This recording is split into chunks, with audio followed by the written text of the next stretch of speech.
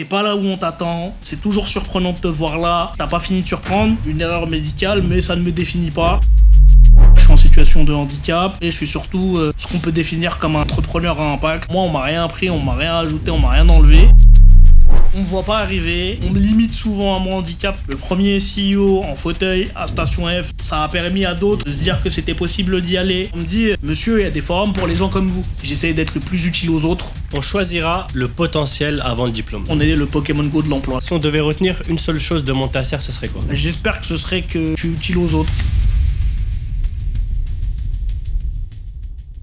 Bonjour à tous, j'espère que vous allez bien et bienvenue dans ce nouveau podcast avec Montasser Jabran sur Nia. Et on va parler de beaucoup de choses. On va parler de Montasser, de son parcours, de sa start-up spécialisée. Enfin, c'est le Pokémon Go de l'emploi, comme tu l'appelles, Montasser. On va parler d'où tu viens, on va parler des épreuves, des difficultés, des échecs, des réussites que tu as eues sur ton parcours.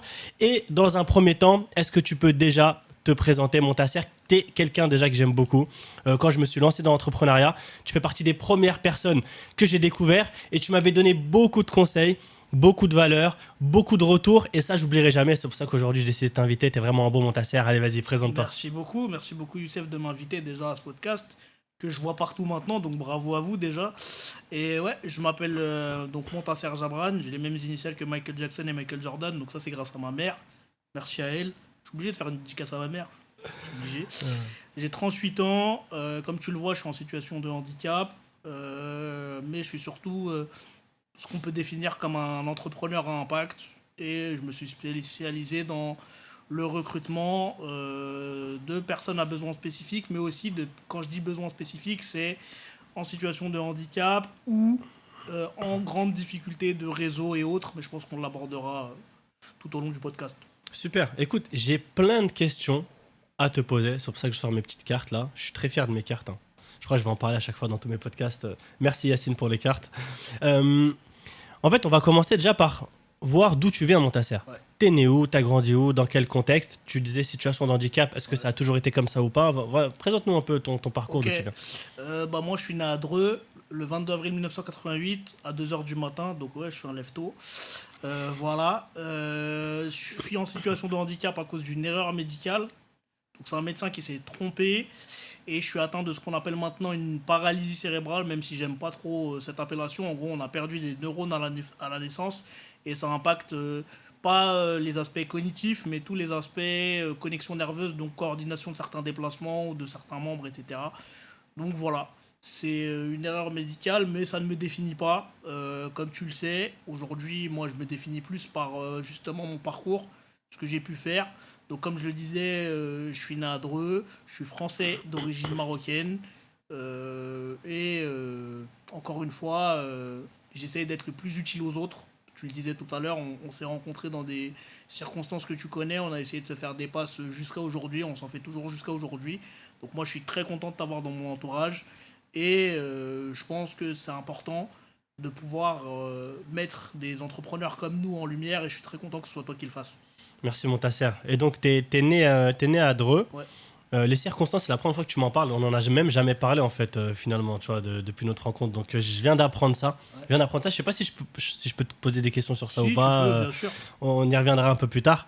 Et t'as grandi à Dreux aussi? Ouais, j'ai grandi Dreux, à c'est Dreux. paumé un peu là-bas. Pour moi, c'est le bled du 78. C'est après. Je me rappelle quand j'étais à la fac, à Saint-Quentin en Yvelines, t'avais des gens de Dreux qui venaient, tu vois, à l'université. C'est un peu loin, c'est à la frontière de l'Île-de-France. Et d'ailleurs, maintenant, ça commence à rentrer avec les histoires de Navigo dans l'Île-de-France et tout ça. Donc ouais, on n'avait pas les mêmes moyens que les autres, c'est sûr.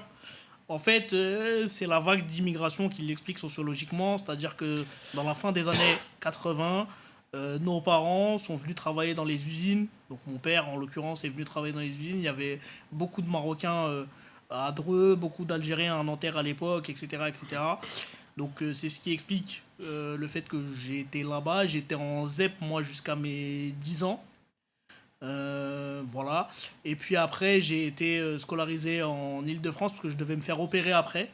Et en fait, pour que je puisse avoir le même parcours scolaire que les autres et que je puisse avoir les soins dont j'avais besoin, parce qu'en fait, si tu veux, quand j'étais plus jeune, fallait, jusqu'à mes 10 ans, fallait aller faire la kiné pendant les cours, revenir, ergothérapie pendant les cours, revenir, etc. Tous les jours.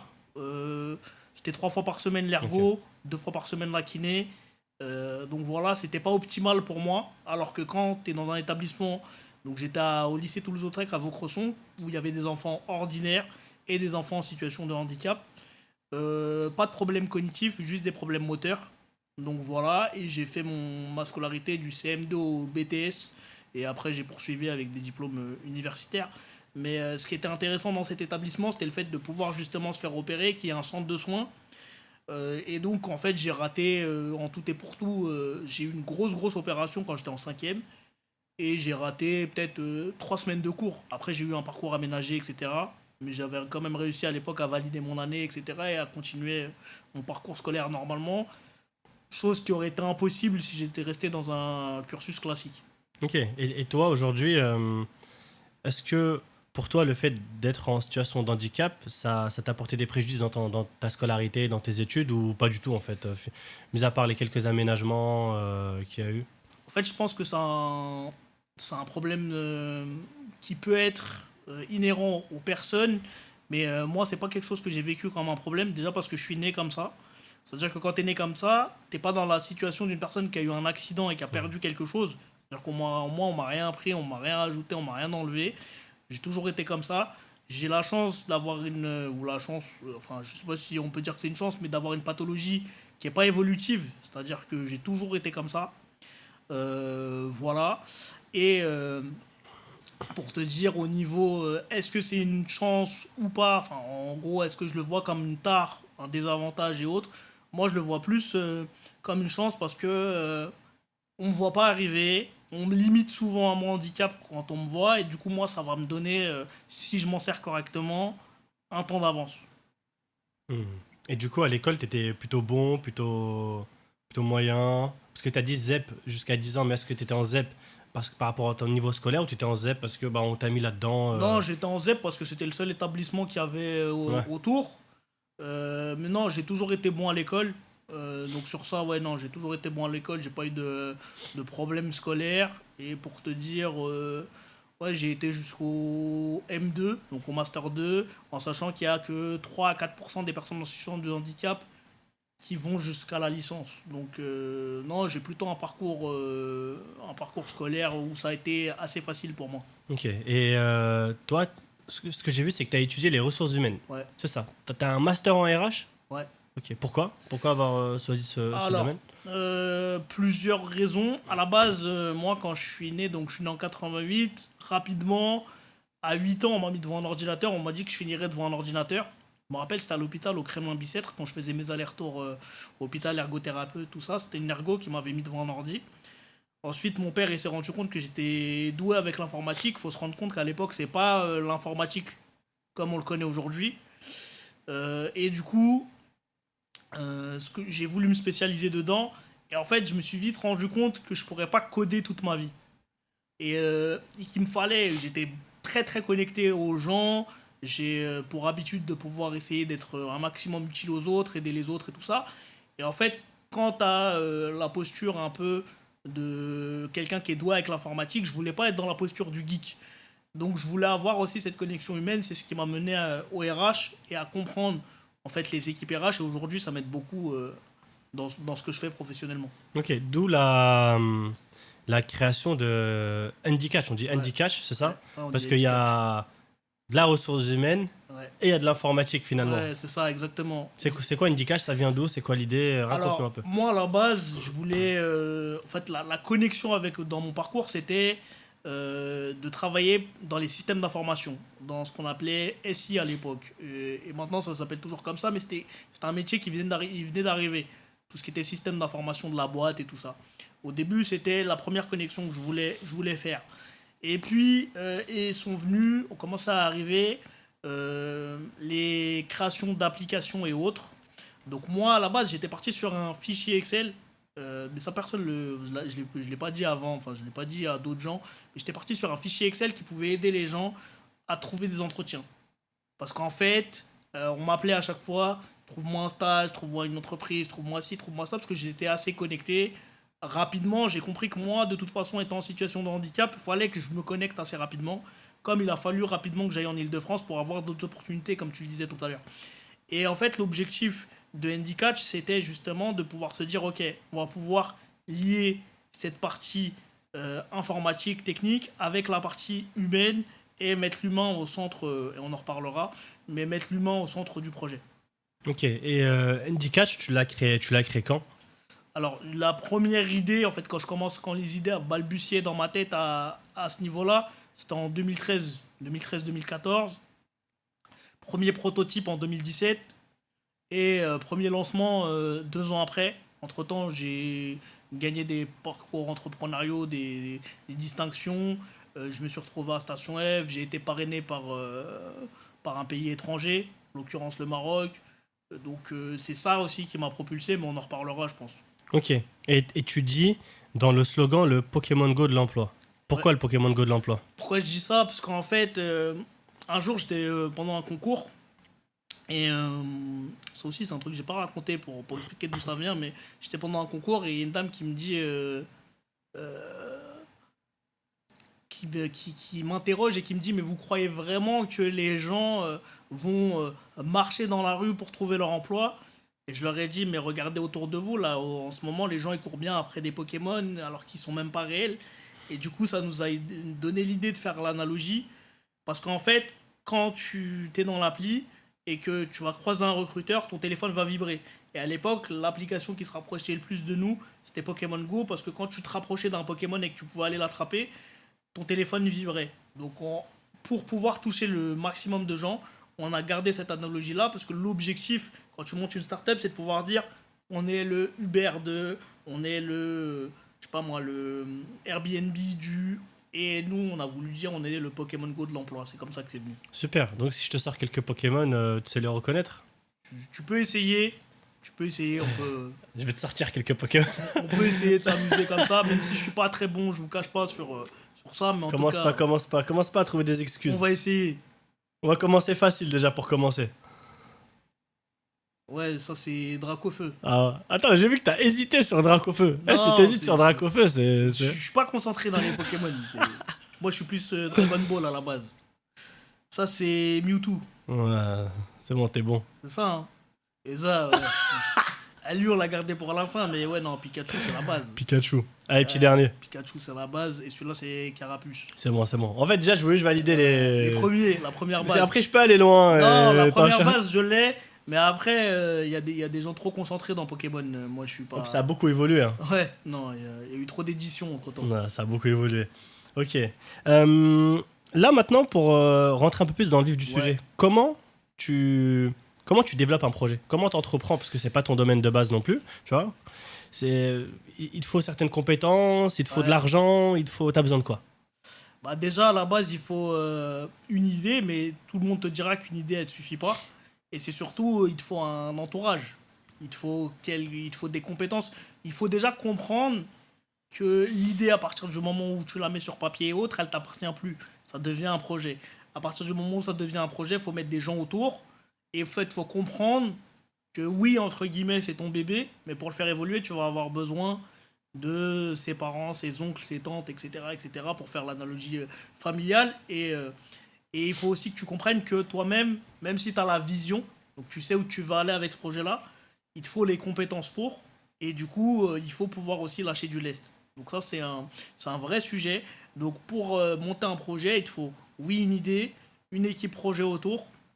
Euh, il faut aussi beaucoup faire de recherches, beaucoup de recherches, parce que on a souvent tendance à dire on est les seuls à faire ça, nous on fait ça, mais et pas les autres, etc., etc.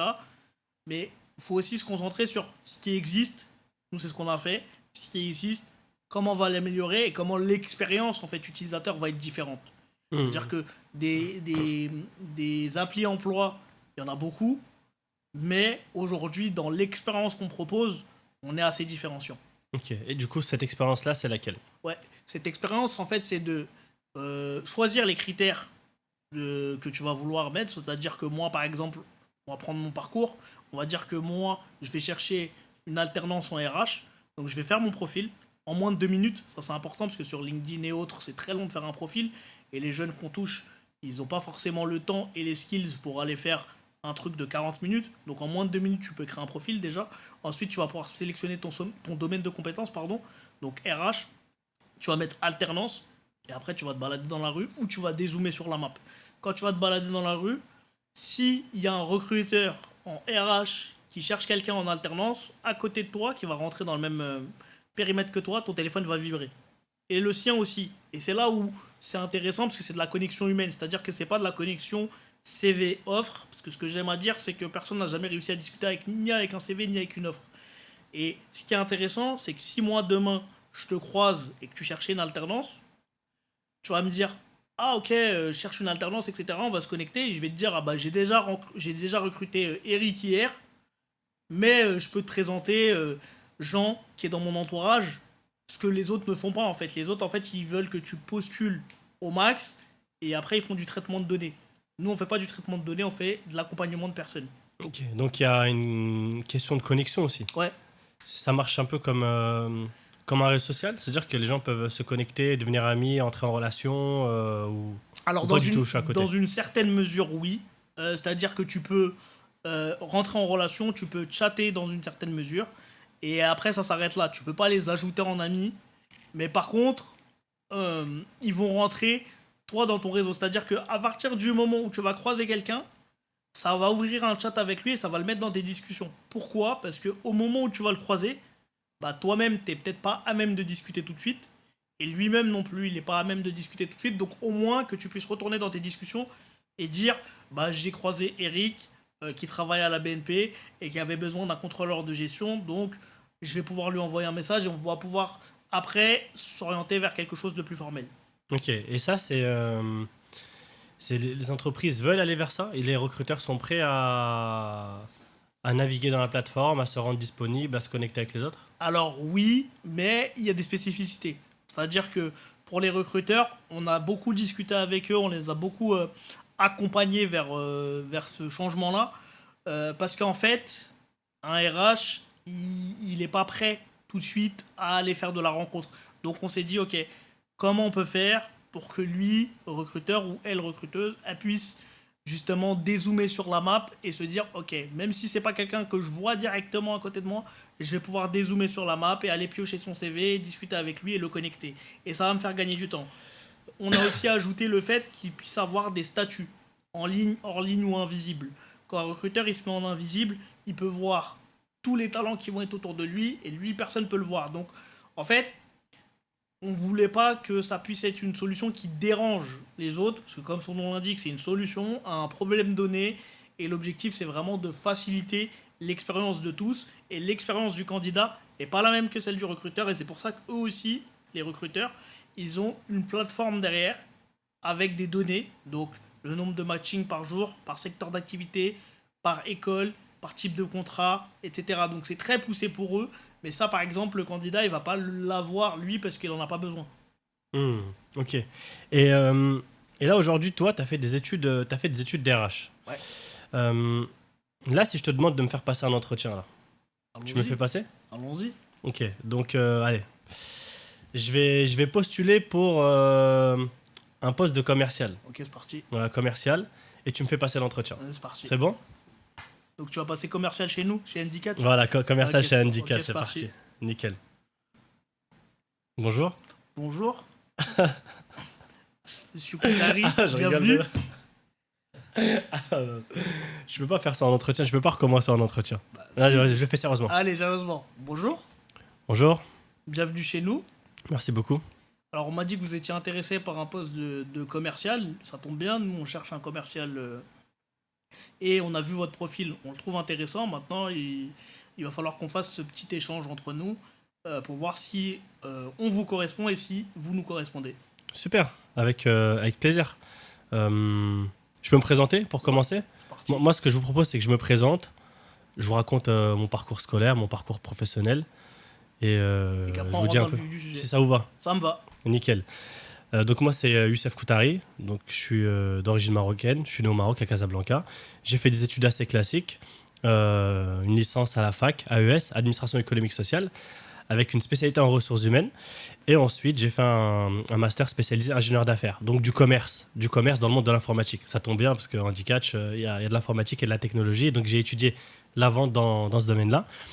Et en parallèle, j'ai eu quelques expériences en job étudiant déjà, où j'ai travaillé chez Leroy Merlin, chez Decathlon, chez Adidas en tant que vendeur le week-end, ce qui m'a déjà donné un peu d'appétence tournée autour de la vente. Et j'ai aussi eu une expérience en alternance dans le domaine de la cybersécurité. Voilà, pour me présenter. Ok, déjà c'est un parcours très riche, donc bravo à Merci. vous. Est-ce que vous pouvez me raconter, parce que vous avez cité beaucoup de noms, vous avez dit Decathlon, Leroy Merlin, et vous avez dit expérience, etc. Est-ce que vous pouvez me raconter l'expérience qui vous a le plus marqué chez un d'entre eux? L'expérience qui m'a le plus marqué, Ouais. c'était l'expérience chez Adidas. Ok. J'avais un manager qui était extrêmement bienveillant et qui me valorisait souvent, donc qui me poussait toujours à faire beaucoup plus. Et c'est une expérience dans laquelle en fait j'ai voulu même être le calife à la place du calife, donc le directeur du magasin à l'époque. Et ce que je trouvais intéressant, c'est que le manager en fait avait compris comment psychologiquement moi je fonctionnais. Et donc, voilà, me motiver en fait au quotidien, c'est devenu un ami à la fin, quelqu'un que je vois très souvent. Et donc, je trouve que d'un point de vue humain, c'était très intéressant.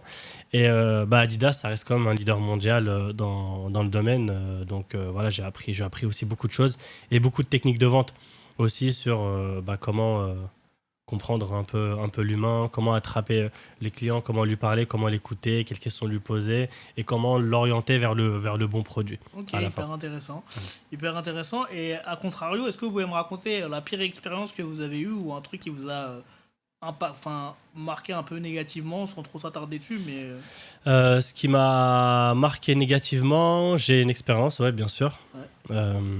C'était dans un restaurant où j'étais serveur et je suis parti au bout d'un mois. Je suis parti au bout d'un mois parce que la manager, voilà, question de manager, c'était une fin de service et elle vient me voir et elle me demande d'aller dégager les enfants qui sont dans la table. Et je lui dis, il y a les parents à côté, j'étais gêné d'aller, entre guillemets, dégager. Et puis je trouvais pas ça très sympa de le dire comme ça. Ouais. Voilà, donc moi, j'ai pas trop apprécié. Et je lui dis, voilà, il y a les parents, je lui ai demandé gentiment comment je fais alors qu'il y a les parents qui sont encore à côté. Elle me dit, c'est ton problème, tu vas les dégager. Et je dis, comment ça les dégager? Je trouvais pas ça professionnel. Et après, le soir même, j'ai pris mes affaires et je suis parti. Voilà. Ok, hyper intéressant, hyper intéressant. Moi, ce que je trouve intéressant dans vos réponses, c'est que les deux fois, c'est une question de manager, donc une question d'humain qu'il y a derrière, et soit qui vous motive ou soit qui va à l'encontre de vos valeurs, et du coup, ça drive un peu la façon dont vous allez vous comporter. Donc ça, c'est intéressant parce que ça veut dire que, en fait, derrière la relation professionnelle, il y a de l'humain et l'humain, c'est important chez nous. Maintenant, j'aimerais qu'on fasse un petit défi, puisque vous avez dit que vous avez travaillé dans la vente de solutions et que vous avez fait une école. D'ailleurs, c'est une école, on a regardé, c'était une école prestigieuse dans cette histoire de vendre des solutions. Si demain, vous deviez donner 3 arguments à un potentiel client qui devrait saisir l'opportunité Handicatch, qu'est-ce que vous feriez? Le client, on parle bien de l'entreprise, pas Oui. de... C'est une entreprise, oui, parce que le candidat ne paye pas. Ok, d'accord. Okay. Donc, côté entreprise, 3 arguments. Un, aujourd'hui, tous les métiers sont en tension. Donc, les entreprises ont beaucoup de difficultés à recruter dans tous les secteurs d'activité. Donc déjà, premièrement, c'est de les aider et de leur montrer qu'il y a des candidats un peu partout en France qui sont disponibles et qui ont besoin d'eux et qui vont pouvoir résoudre cette problématique. Deuxièmement, c'est la simplicité d'utilisation. Vous l'avez dit, c'est une application qui est simple à utiliser. Tu te balades dans la rue et tu trouves du travail ou bien tu trouves le candidat souhaité. Et donc, c'est très simple d'utilisation. Aujourd'hui, les entreprises ont des process de recrutement qui sont extrêmement lourds et pour trouver le bon candidat, parfois, ça peut être très compliqué. Donc, deuxième argument, je dirais la simplicité d'utilisation. Et le troisième argument, c'est l'innovation. Et les entreprises ont besoin d'innovation. Pour se développer, elles ont besoin d'utiliser les dernières technologies, de s'adapter à l'intelligence artificielle, de s'adapter à tout ce qui se développe en fait tout simplement aujourd'hui d'un point de vue technologique. Et donc c'est un projet qui allie le côté humain, la simplicité d'utilisation et les dernières technologies parce que c'est ça Handicatch. Ok, parfait. Moi, ma dernière question, parce que vous avez postulé pour cette offre, comment vous nous avez trouvé? Je vous ai trouvé, en fait, j'ai écouté un des podcasts sur Nia Ok. avec Youssef Koutari et franchement, j'ai adoré votre parcours, j'ai adoré ce que vous avez fait. Je l'ai écouté entièrement, il a duré plus d'1 heure et demie. Et c'est là où je me suis dit qu'il fallait absolument que je postule sur Handicatch parce que c'est vraiment la structure dans laquelle j'avais envie de travailler. Ok, parfait. Parce que vous vous êtes présenté, vous avez dit que Ah, c'était ouais. vous, Youssef Koutari. Bon, Ouais, ça doit être un autre Youssef ça doit Koutari. être un homonyme, Ah. effectivement. Merci d'avoir joué au jeu. Ça se dit jouer au jeu, c'est Avec ça? plaisir, jouer le jeu. D'avoir joué le jeu. Ouais. Ah, bon, écoute, Avec faut pas plaisir. oublier, moi. J'ai appris le français très tardivement. Vous Euh, vous débrouillez très bien, c'est très bien. un petit débrief. Ouais. Qu'est-ce qui était bon dans ma candidature? Qu'est-ce qui m'a desservi? Et qu'est-ce que j'aurais dû potentiellement faire différemment pour te convaincre? Sauf si Ah, tout était parfait. En fait, ce qui est bon dans ta candidature, c'est qu'on voit que tu maîtrises tous les sujets. Et d'ailleurs, des sujets qui vont être importants pour les entreprises. Donc, moi, j'ai trouvé que tu avais rapidement rebondi sur le fait, sur le petit défi que je t'ai donné, avec les 3 arguments. Ce qu'il faudrait peut-être améliorer au niveau des recruteurs, et ça, je le dis plus pour d'autres candidats qui nous écoutent, parce que toi, tu es assez à l'aise, etc., c'est de parler moins vite. Parce que c'est vrai que quand on parle vite, on montre qu'on est motivé, donc c'est bien. Mais des fois, il faut un peu plus poser sa voix, laisser des temps aussi pour montrer que cette maîtrise que vous avez techniquement, elle puisse aussi être transparaître en fait dans la manière dont on se comporte. Donc moi, c'est le seul petit point d'amélioration que j'aurais. Mais sinon, non, c'est parfait, hein, Ah, merci, mon tasser. Je m'attendais à ce que ce soit parfait, de toute façon. n'est-ce pas? Euh, Est-ce que tu as eu besoin d'argent pour développer ton projet? On a tous besoin d'argent. On Pour, dirait un truc, tu sais, non, dans une musique d'horreur. vraiment. On a tous besoin d'argent. On a tous besoin d'argent dans le sens où, en fait, aux États-Unis, tu le vois, si ils avancent vite, c'est parce qu'ils n'arrêtent pas de lever des fonds. C'est en train de se démocratiser en France, cette logique-là, mais ça prend beaucoup plus de temps. Donc, oui, j'ai eu besoin d'argent pour passer du prototype à la première version, déjà, pour avoir un produit exploitable et réalisable. Et aujourd'hui, on est dans une logique aussi de vente de la technologie, parce que comme tu le sais, nous, on est sur une technologie qui est déployable sur d'autres domaines aussi. Donc, on a des sollicitations pour pouvoir remplacer notamment les candidats, les recruteurs et les coachs et pouvoir attaquer d'autres verticales. Donc là, on est vraiment sur une logique économique, oui, d'abord, parce qu'il faut, pour que ça vive, il faut économiquement pouvoir avancer. Et puis après, technologique, parce que technologiquement, tout le monde le dit, on a beaucoup d'avance. Et après, il faut attaquer les bonnes verticales et surtout que ce soit un produit, et tu l'as dit tout à l'heure, qui soit utile aux autres et surtout facile à utiliser. Et tu as eu besoin de combien? Du coup, si on doit rentrer dans les chiffres, sauf si c'est un... Non, non, non. Sur la première version, il me semble qu'on a mis entre 40 et 50 000 euros Ok.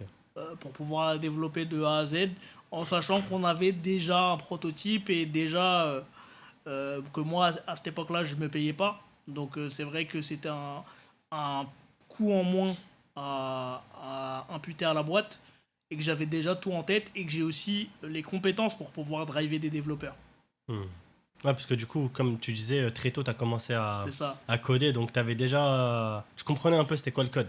Avant l'ARH, moi, j'ai fait un BTS informatique, donc je suis Ah, ok. développeur de formation. À la base, je suis développeur de formation. Maintenant, c'est vrai que le code, il va plus vite que moi.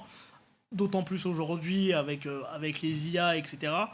Et tous les sorts de ce qu'on appelle le vibe coding, etc. Mais c'est vrai que la logique de développeur, je l'ai. Donc, communiquer avec des développeurs, c'est pas difficile pour moi.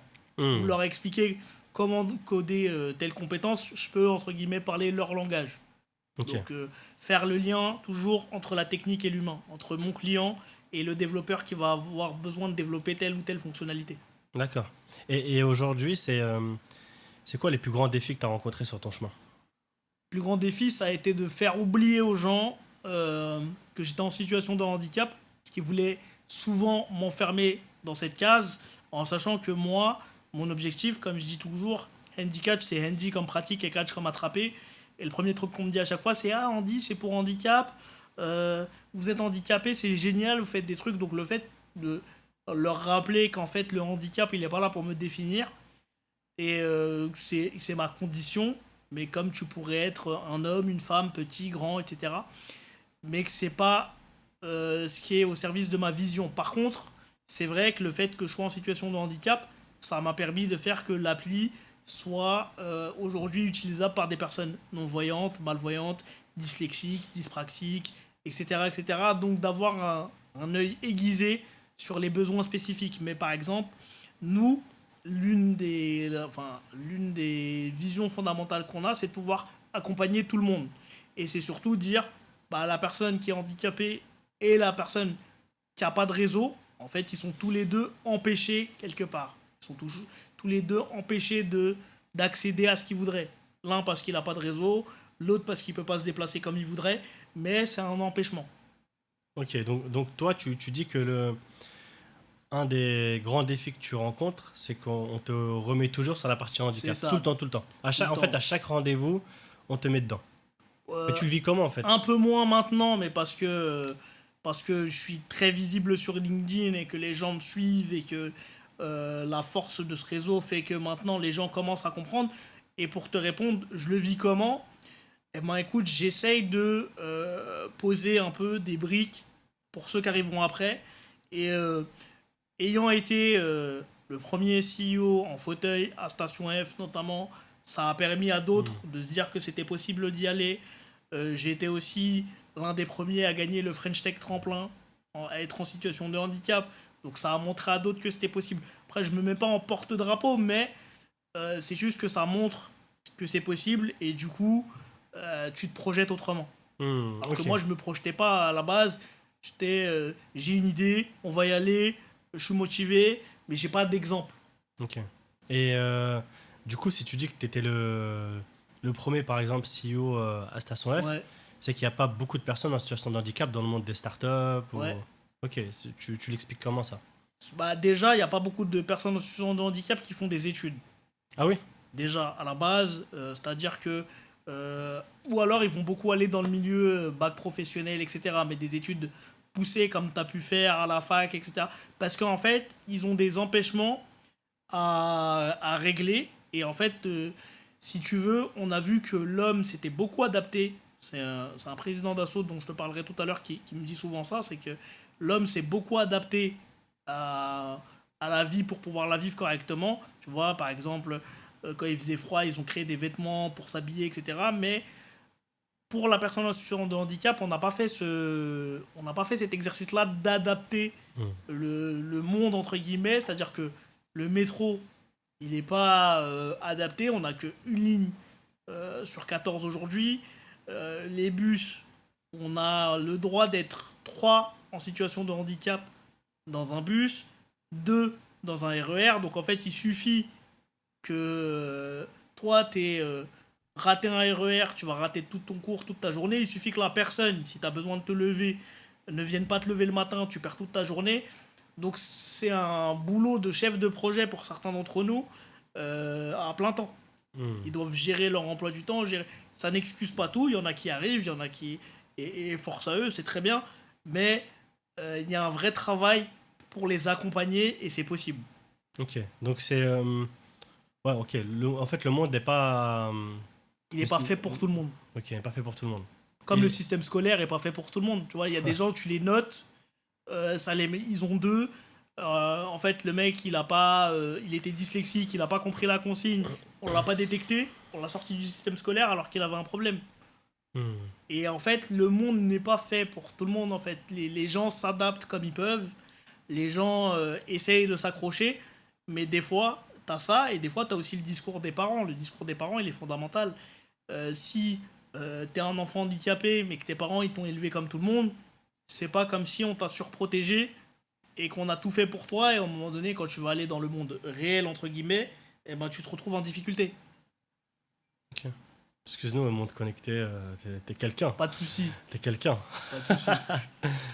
Ok, donc toi, en fait, ce que tu nous dis, c'est que tu as toujours dû t'adapter, en fait, pour en arriver à là Toujours. et pouvoir intégrer Station F, intégrer la French Tech aussi.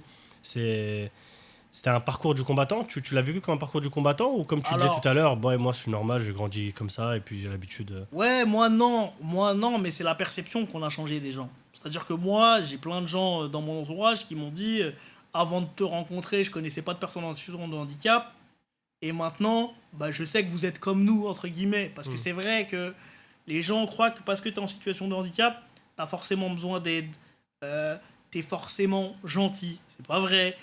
Tu es forcément C'est de vrai telle ça? ou telle case, etc.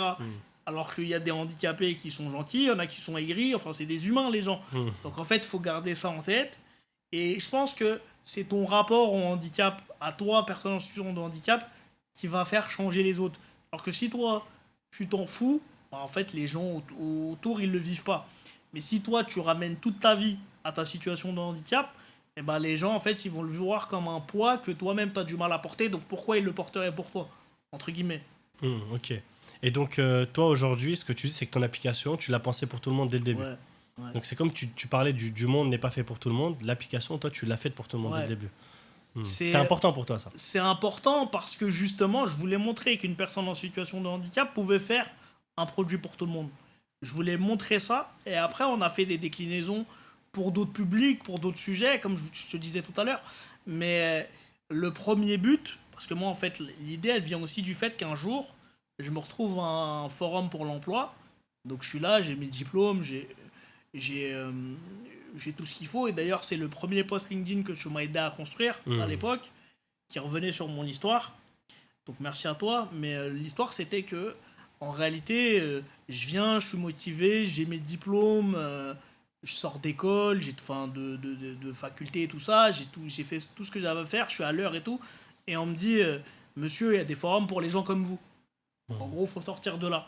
Faut aller dans ton truc où il y a que des handicapés, que des gens comme toi. Et on te sollicitera si tu veux travailler à la mission handicap.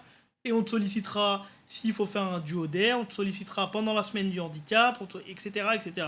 Et en fait, on n'est pas bon qu'à ça. Et on est limité sur certaines choses, oui. Mais on peut faire aussi beaucoup d'autres choses. Donc, il faut se concentrer sur ce qu'on est capable de faire. Et pas sur le reste. Ok. Et pour toi, aujourd'hui, c'est quoi les problématiques dans le monde du recrutement? Pas spécialement orienté que Ouais. handicap, mais c'est quoi les problématiques qu'on a aujourd'hui sur ça? La problématique fondamentale, c'est le rapport diplôme-expérience. C'est-à-dire que moi, je viens d'avoir mon diplôme, je veux qu'on me recrute, et on me dit, ah ouais, mais vous n'avez pas assez d'expérience. Mais si tu me donnes pas ma chance, je l'aurai jamais.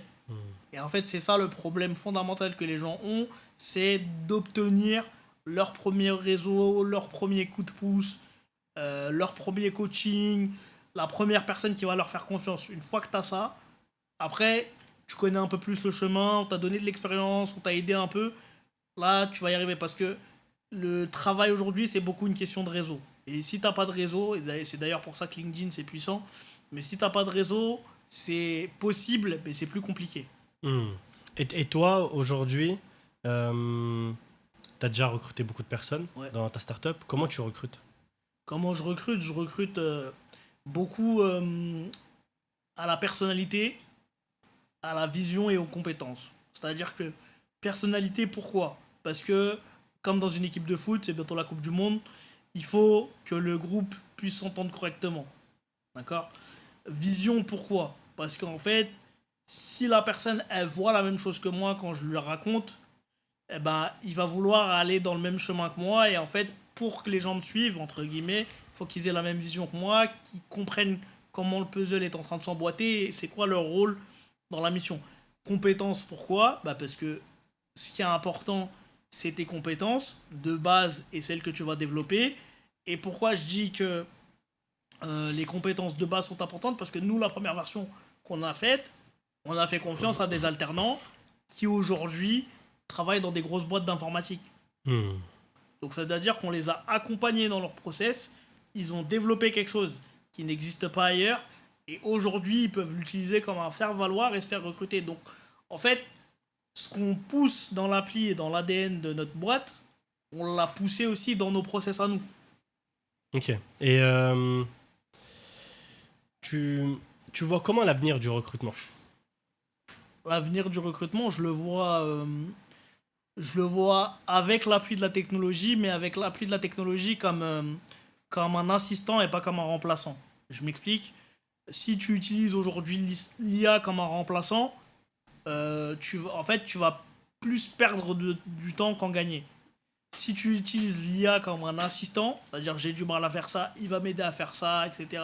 Ou alors je vais optimiser mes process, je vais optimiser ma journée, je vais gagner du temps, là, ça va fonctionner. Et c'est pareil pour le recrutement. C'est-à-dire que pour le recrutement, si on utilise les outils qu'on a aujourd'hui comme des assistants et avec des tâches qui sont très chronophages pour nous, type traitement de CV, etc., etc., là, ça va être utile. Pourquoi? Parce qu'on va arrêter de se focus sur les CV, on va se focus sur la donnée que l'IA nous a donnée, et en fait, l'entretien, comme celui qu'on a fait tout à l'heure, va être la dernière porte, le dernier verrou. Hmm. Ok, bah d'ailleurs, tu parles d'assistant, tu parles d'IA. J'ai 7 thématiques à aborder avec toi. Ouais. Sur chacune de ces thématiques, tu vas me dire, est-ce que pour toi c'est bullshit? Est-ce que c'est présent ou à venir proche? Ou est-ce que c'est dans ça va arriver mais Vas-y. de manière très lointaine? Dans 10 ans, le CV aura disparu. Ouais, il a déjà quasiment disparu pour moi. Ah oui? Ouais. Donc plus besoin de CV pour recruter? En tout cas, les entreprises qui se disent innovantes, ils font de moins en moins de CV. Déjà, la lettre de motivation, t'en parles plus dans tes fiches. Ouais. Donc la prochaine étape, c'est que le CV disparaisse. Ok. Ton téléphone dira à 500 mètres, une entreprise cherche quelqu'un comme toi. Ça, c'est déjà le cas. C'est nous qui le faisons et les gens peuvent s'inscrire. L'IA fera passer les l'IA fera passer les premiers entretiens. Ça, je sais que ça existe déjà. Ça existe déjà, mais pour moi, sans vouloir, c'est bullshit. Parce que on le voit déjà avec les traitements des recrutements, les ATS, les systèmes qui font passer les CV ou pas. T'as des gens qui ont trouvé des feintes pour mettre HEC en blanc dans leur CV pour que ça passe quand même l'ATS. Donc ça existe déjà. Les gens ont déjà commencé à trouver des failles. Et en fait, si tu connais les failles, ça veut juste dire que t'es intelligent, mais ça veut pas dire que t'es le bon candidat pour la boîte. Donc pour moi, ça existe déjà et c'est bullshit. Ok. Les recruteurs seront notés comme les chauffeurs Uber. Ça existe déjà. Nous, on le fait avec les coachs dans l'appli. Le problème qu'on a avec les recruteurs, c'est que ça pourrait le faire, mais il faut pas que non plus ça devienne la problématique de ce truc-là, c'est que ça devienne après un argument pour le boss du recruteur pour lui mettre plus la pression ou rendre moins agréable son travail. Parce que nous, on pense beaucoup au candidat, à celui qui doit trouver du travail, mais les recruteurs sont aussi à féliciter. Donc pour toi, ça existe déjà en fait. Ça existe déjà, ouais. Je savais pas que ça existait. Nous, on le fait. Ok. Il y a d'autres personnes qui le font? Je sais pas. Ouais. Je pense que oui. Mais Est-ce que ça peut pas refroidir les recruteurs d'être notés? après, ça dépend sur quoi tu notes. Parce que tu peux faire que des notations que bienveillantes. Nous, c'est ce qu'on a essayé de faire. Ok. C'est-à-dire que tu vas pas noter pour du négatif. Tu vas noter avec des axes d'amélioration. Ok. On choisira le potentiel avant le diplôme. Ça commence à arriver.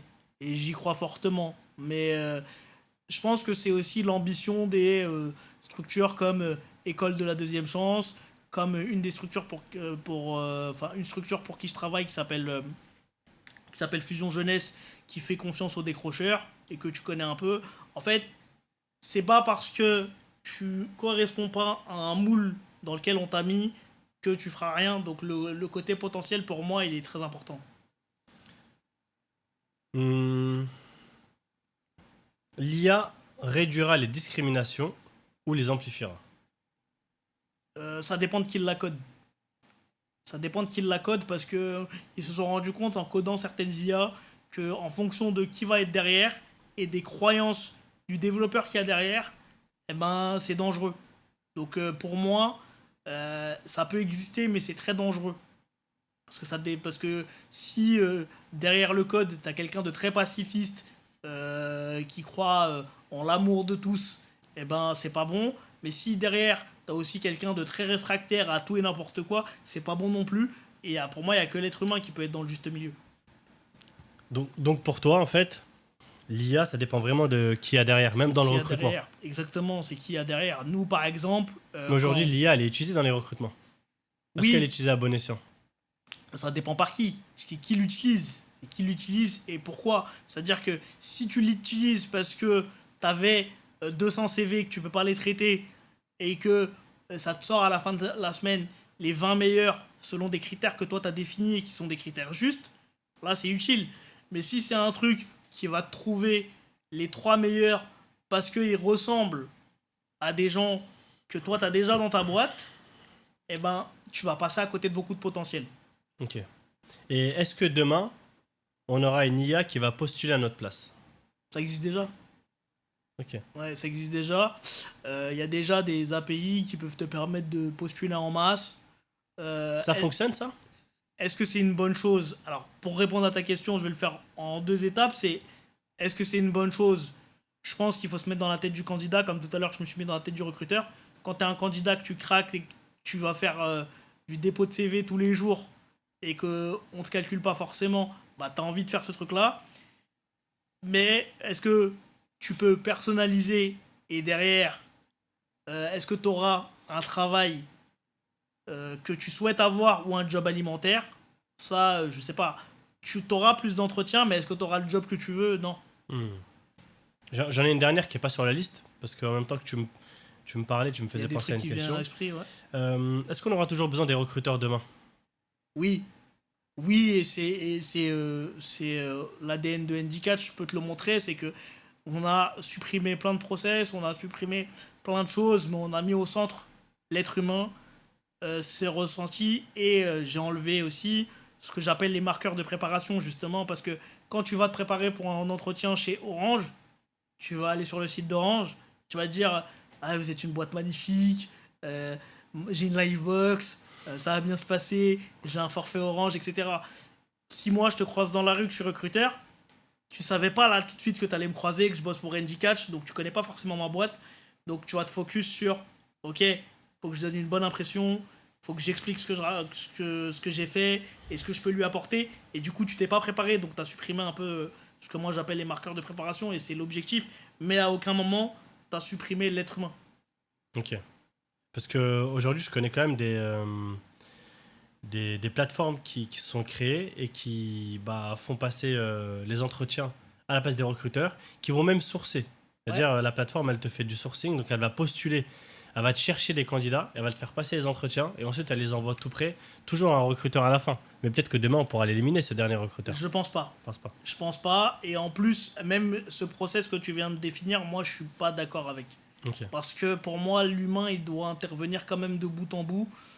Comme aujourd'hui, dans l'IA, il te demande de tout valider. Quand il va te demander une intervention humaine, il va te demander de valider, etc., pour aller prendre ton billet d'avion, etc., etc. Il va demander une validation humaine. Je pense que la validation humaine, tu peux pas la supprimer du process. Hmm. D'accord. Là, du coup, sur Andy Catch, c'est quoi les prochaines étapes? Prochaines étapes là, c'est justement de mettre une brique IA responsable. On est en train de travailler dessus. Déjà, avant de parler des prochaines étapes, je vais te raconter la dernière réussite qu'on a eue. Ok. Parce qu'on n'a pas trop communiqué dessus, mais on a développé un programme qui s'appelait le Para Booster Ok. après les JO. L'objectif, nous d'habitude, on s'intéresse aux gens à besoins spécifiques, mais que ce soit handicap et autres, comme je le disais, donc pas de réseau, etc., etc. Là, aujourd'hui, on a voulu, dernièrement, on a voulu faire un focus un peu sur le handicap et sur les parasportifs et les personnes en situation de handicap. Donc, on en a accompagné une centaine avec la région Île-de-France vers des parcours de conférenciers, des parcours d'entrepreneuriat ou des premiers postes. Donc, ça, c'était ce qu'on faisait actuellement. La dernière expérience qu'on a faite, grosse réussite pour nous, donc avec la région Île-de-France et une grosse structure aussi pour les personnes en situation de handicap. Maintenant, la prochaine étape, c'est justement répondre à toutes les questions que tu viens de poser. Donc intégrer l'IA dans ce qu'on fait, garder notre avance technologique, discuter aussi avec un maximum d'investisseurs. Donc s'il y a des investisseurs qui nous écoutent aujourd'hui, discuter avec eux, parce que comme je disais tout à l'heure, on a fait Handicatch, mais il y a d'autres verticales qui sont intéressantes. On pensait à plein de secteurs, l'immobilier, pour pouvoir justement aider la personne à trouver le bien qu'elle voudrait avoir. Le handicap, on a fait aussi une déclinaison pour aider les personnes à être accompagnées, donc remplacer les recruteurs et les candidats par ce qu'on appelle des tierces personnes, donc des gens qui vont venir t'aider à te lever le matin, parce que s'il n'y a personne pour te lever, eh ben, tu peux te retrouver en difficulté. On pourrait faire une plateforme comme Le Bon Coin, etc. etc. Donc l'objectif, c'est aussi d'identifier les déclinaisons qui valent le coup, avec les personnes qui valent le coup. Donc, je reprends ta première question, qui était de qui on s'entoure. Donc là, on est un peu en train de repartir pour faire justement un modèle de marque blanche sur des choses aussi qui vont... Notre technologie peut aider sur d'autres métiers. Nous, on a voulu faire le recrutement parce que c'était quelque chose qui nous touchait. Mais aujourd'hui, si on arrive à trouver quelqu'un qui est spécialiste de l'immobilier et qui voudrait faire justement de notre technologie quelque chose, bah, on se met autour d'une table, on discute et en un mois, on est capable de lui faire ce dont il a besoin. Donc c'est aussi ça la puissance de la technologie que j'ai inventée, c'est de pouvoir attaquer d'autres verticales. Et aujourd'hui, c'est vraiment ça. C'est l'IA pour Handicatch et pour les autres verticales, s'entourer des bonnes personnes qui vont pouvoir porter ces projets-là, qui les touchent plus que nous. Parce que moi, je suis pas un spécialiste de Le Bon Coin ou de l'immobilier ou etc. Ok. D'autres métiers. Ok. On va passer sur une partie. On va parler de potentiels candidats. Ouais. Donc, je vais te présenter plusieurs profils. Ouais. Tu vas me dire est-ce que tu recrutes ou tu recrutes pas et le conseil que tu donnerais à chaque personne. Ok. C'est bon? Parti. Tu recrutes ou tu recrutes pas, jeune de 17 ans, déscolarisé, jamais travaillé, veut gagner sa vie. Je discute déjà pour voir comment il en est arrivé là. Comme je disais tout à l'heure, je bosse pour une structure qui s'appelle Fusion Jeunesse et qui redonne confiance à ces personnes déscolarisées. Donc j'essaierai de comprendre le profil et si il me montre que sa motivation est suffisante et qu'on arrive à monter un vrai parcours dans lequel il va pouvoir monter en compétences et que c'est pas juste justement parce que moi ce qui me dérange dans son parcours là c'est je veux juste gagner de l'argent. Si c'est pas juste pour gagner de l'argent, on recrute. C'est pour avoir un vrai parcours de vie qui va réussir. On va recruter, on va l'aider. Parce que c'est ce qu'on aurait voulu qu'on fasse pour nous. Sinon, non. Ok. Donc là, la réponse est non. Alors. Ok, Je- c'est parti. Je te suis. Non, je plaisante avec toi. Je vais te tirer parce que là, sinon tu vas me sortir que des réponses bienveillantes. Moi, je veux que tu me sortes. Non, c'est vrai ce que je te Ouais, dis. Vas-y, c'est C'est bon. très vrai ce que je te dis. Vas-y. Tu recrutes ou tu recrutes pas, étudiant de 20 ans, cherche une alternance, aucun réseau ne sait pas se vendre. Aucun réseau ne sait pas se vendre. Il cherche une alternance en quoi? Faut que ta question soit complète. Dans la vente. Dans la vente et il sait pas se vendre. Ah. Non, je recrute pas. Quel conseil tu lui donnerais? Je l'aiderai à construire son réseau. Mais si moi j'ai besoin de vendre, je suis start-upper, j'ai besoin d'aller vite, je le recrute pas parce que si tu m'avais dit sait se vendre mais n'a pas de réseau, là je l'aurais recruté. Mais si tu me dis sait pas se vendre et n'a pas de réseau, en fait il part de trop loin. Tu recrutes pas. Personne de 30 ans qui veut changer totalement de métier. Il a fait quoi avant? Étoffe un peu. Il était. Allez. Boulanger. Il était commercial Ouais. et il veut devenir développeur. Ouais, je recrute. Je recrute parce que je connais le parcours pour le faire devenir développeur. Mais par contre, je le mets sur des compétences de base, enfin sur des fonctionnalités de base pour qu'il puisse apprendre. Je l'ai déjà fait avec d'autres parcours. Ok. Et Donc je sais que ça marche. la transition, c'est possible. Ouais, je sais que ça marche. Tu recrutes ou tu recrutes pas. Ancien livreur ou restauration veut devenir commercial ou conseiller clientèle. Ouais, je recrute. Parce que pour être livreur, c'est pas facile. Donc force à tous les livreurs, c'est pas facile. Et tout le monde se plaint. Même dans les restaurants, pareil, il faut tout le temps être irréprochable, etc. Donc je recrute max. Tu recrutes ou tu recrutes pas. Candidat de 50 ans, expérimenté, jugé trop cher ou dépassé. Je négocie. Je négocie. Non, s'il est trop cher, je recrute pas parce que malheureusement, je pourrais avoir quasiment le même type de profil. Je l'ai déjà vu. Pour moins cher et je pourrais le faire évoluer.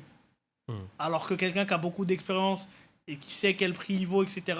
Le problème, c'est s'il est, c'est pour ça que je dis je négocie. S'il est ouvert à la discussion et que on voit que c'est complémentaire, oui. Mais là, pour le coup, le profil que tu m'as présenté, ce sera pas quelqu'un d'ouvert, ce sera quelqu'un qui sait déjà ce qu'il fait, qui est déjà expérimenté, qui sait où il veut aller. Du coup, tu peux pas l'emmener vers la vision dont je parlais tout à l'heure. Ok.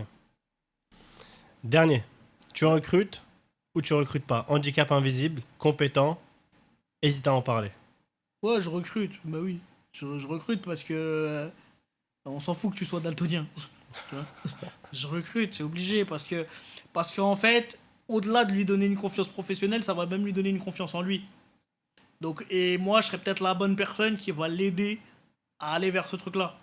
Parce que handicap invisible, dans la tête des gens, c'est moins grave que ce que moi je peux avoir, mais c'est pas toujours vrai. C'est quoi les handicaps invisibles d'ailleurs?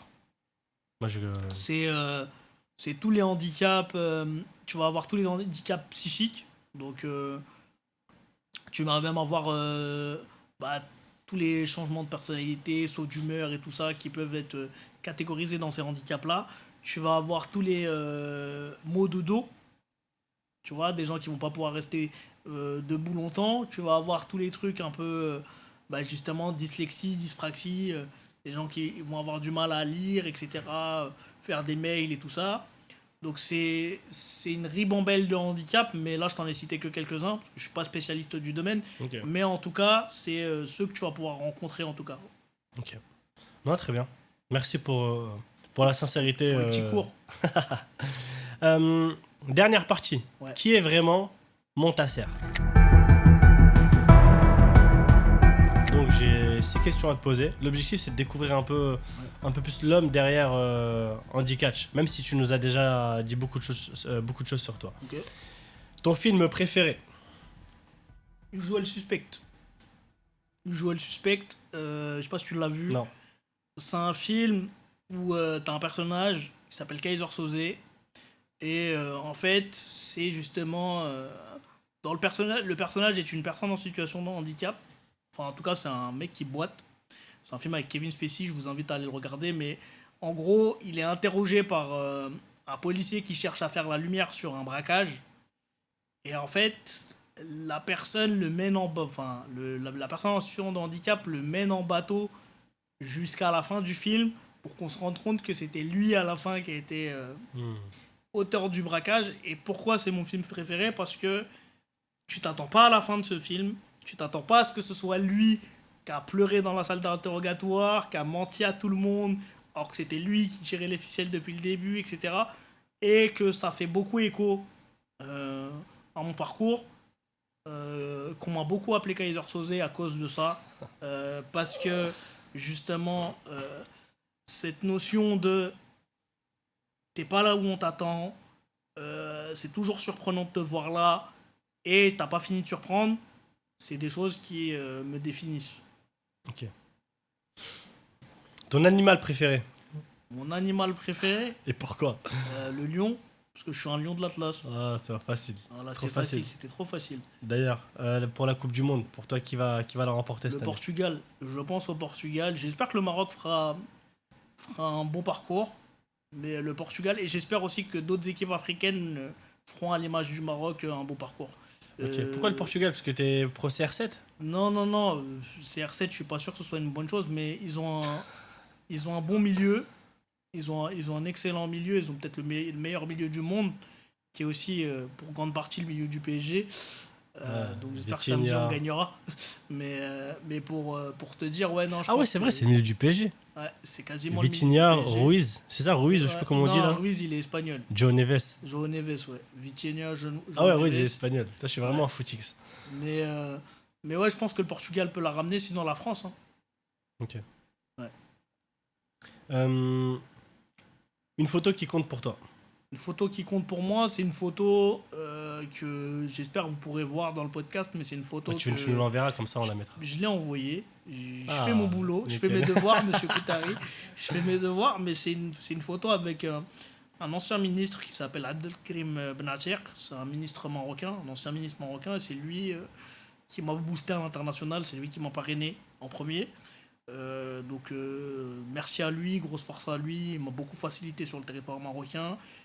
Ça a été mon premier investisseur, et du coup cette photo elle est marquante pour moi et importante. Ok. Si t'avais un dernier plat à manger, ça serait lequel? L'arfissa, c'est un plat traditionnel marocain. Je te serre la main là, obligé là. L'Arfissa, c'est incroyable. Je suis obligé de te serrer la main là. L'Arfissa, c'est incroyable. Donc vous irez regarder sur Google, parce que je suis pas cuistot marocain. C'est quoi mais l'Alfissa? Explique-nous c'est quoi l'Alfissa. c'est un plat incroyable où tu vas mélanger du poulet, des msemen, donc vous ferez vos recherches. Mais c'est un plat incroyable parce qu'en fait ça mélange plusieurs saveurs et que en fait t'as l'impression que ça t'envoie en Afrique en fait. Ça Ouais, t'envoie au l'Alfissa, Maroc. incroyable. Moi aussi pareil. Hein. Donc, Franchement, tu m'as dit ça, j'aurais dit l'Alfissa donc direct. ouais, l'Arfissa, ouais. On est connecté, Un on est. plat incroyable. Euh, le, le meilleur endroit du monde, pour toi, Le meilleur endroit du monde. ouais. Que t'as déjà visité, que t'as déjà vu ou que t'aimerais bien aller voir. Ah, que j'aimerais bien aller voir.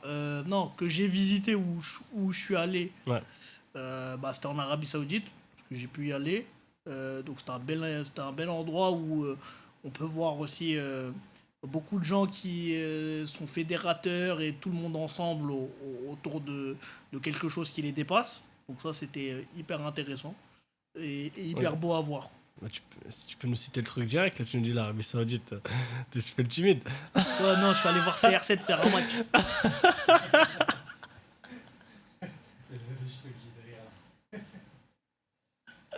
Ça y est, on a perdu Youssef. C'est vrai, c'est vrai. Non, non, c'était ouais, l'an dernier. J'ai pu aller en Arabie Saoudite et j'ai pu voir des gens très fédérateurs. Et j'en parle aussi de l'Arabie Saoudite. Pourquoi? Parce que T'es parti où en Arabie? je suis parti à Médine Ok. et c'était très bien. Ok. Et je pense aussi qu'il y a une bonne dynamique, à Riyad, une bonne dynamique entrepreneuriale parce que j'ai pu en discuter avec d'autres entrepreneurs. Et il y a une bonne dynamique en ce moment. Comme le championnat de foot s'est exporté là-bas, tu as l'impression qu'il y a un championnat de l'entrepreneuriat qui est en train de s'exporter là-bas aussi. Donc c'est une terre fertile à bien des égards. Ouais, c'est vrai que ça se développe énormément. J'ai une dernière question. Si on devait retenir une seule chose de Montasser, ça serait quoi? Bah, j'espère que ce serait que je suis utile aux autres. J'espère. J'espère que ce serait ça. Sinon, si je peux faire une dédicace à des structures, C'est le moment. que j'accompagne, aujourd'hui on est en train de... Donc il y a une structure que moi je trouve incroyable et une personne que je trouve incroyable qui s'appelle Abdedine Sebian, que tu devrais inviter, qui en fait développe une discipline qui s'appelle le foot fauteuil, qu'on est en train de développer au Maroc. Donc lui, il a le meilleur club de foot fauteuil au monde.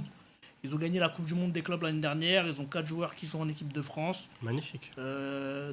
Merci à Abdé de nous représenter, parce que tout à l'heure je disais qu'on n'a pas de modèle en situation de handicap. Ben, lui, ça en est un. Puisqu'il a fait plein de choses pour nous. C'est quelqu'un qui nous a vu grandir, qui nous a donné envie d'entreprendre, etc. Donc si vous voulez aller voir une association handicap, et pas que, et que vous avez envie de faire de grandes choses, bah allez les aider, allez voir, ça s'appelle Upsilon Châtenay-Malabry. Donc allez voir. Et l'association pour qui je travaille s'appelle Fusion Jeunesse. Je bosse avec un mec qui s'appelle Gabriel Bran Lopez. C'est mon président. Et franchement, il fait tout ce qu'il peut pour aider les décrocheurs. Donc voilà, si vous voulez soit aider des décrocheurs, soit aller aider des personnes en situation de handicap, allez voir soit Fusion Jeunesse, soit Upsilon Châtenay-Malabry. C'est deux structures que moi je vois au quotidien évoluer. Et avec Upsilon, là, on est en train d'essayer d'aller développer la discipline du foot fauteuil au Maroc. Donc on va avoir la première équipe nationale en Afrique. Ça n'existe pas en Afrique, ça existe sur tous les continents, mais pas en Afrique.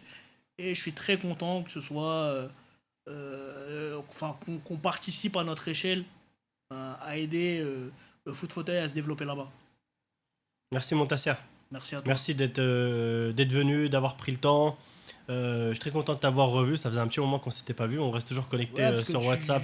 Voilà, sur WhatsApp. Ça veut dire que t'es pas souvent en France, Youssef. Si, je suis tout le temps en France. Je suis tout le temps en France. Non, franchement, on a passé un super moment. Bravo pour tout ce que tu fais. Merci Bravo à pour ton toi. engagement. Tu as toujours été très engagé. Tu as toujours cherché à être utile aux autres. Moi, je le confirme. Je le tamponne. Je le certifie. Bon, tu n'as pas besoin de On va certifier essayer ça. de Mais en tout continuer, cas, on va essayer de continuer. c'est de continuer. Et puis, que du succès pour toi, pour Handicatch, pour tous les projets que tu mènes. Et puis de toute façon, on reste connecté. Et puis c'est aussi ça, ce podcast NIA, tu vois, c'est on arrive, on fait les choses avec une bonne intention, avec de l'impact, avec une bonne éthique. C'est l'idée de ce podcast. Ouais, Donc bien merci sûr. beaucoup, Montasser. Merci à toi de m'avoir invité. Merci à toute ton équipe aussi qui a été au top, parce qu'on les voit pas, mais il y a beaucoup de gens autour de toi. Et puis toi aussi, je trouve que tu es incroyable parce que tu fédères beaucoup de gens. Je ne cesserai de dire que pour moi, tu es le maire de LinkedIn. Donc voilà, c'est toi qui nous a aidé à construire nos premiers posts et notre première identité numérique. C'est pas venu comme ça. Voilà. Donc comme je le disais, hein, on va lancer pas mal d'initiatives. Restez connectés. On aura sûrement besoin de toi. Je sais que tu nous as toujours tendu la main sur toutes les initiatives qu'on a poussées. Et en plus, on se croise à plein d'endroits différents, dans des trucs où on n'est pas censé se croiser.